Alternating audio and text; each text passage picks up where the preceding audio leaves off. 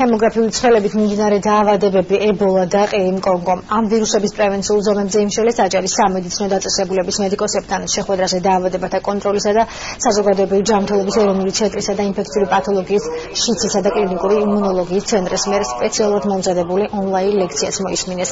შეხვედრის მონაწილეები ამბობენ, რომ ამ ეტაპზე საქართველოში ებოლას გავრცელების საფრთხე არ არსებობს. დღევანდელი შეხვედრის მიზანი გახლავთ ჰემორაგიული ცხელებებით გამოწვეული დაავადებების პრევენცია და ინფექციური კონტროლის ღონისძიებების გაძლიერება, კერძოდ ყურადღება გამახვილებული იქნა ებოლაზე და ყირიმკონგოზე.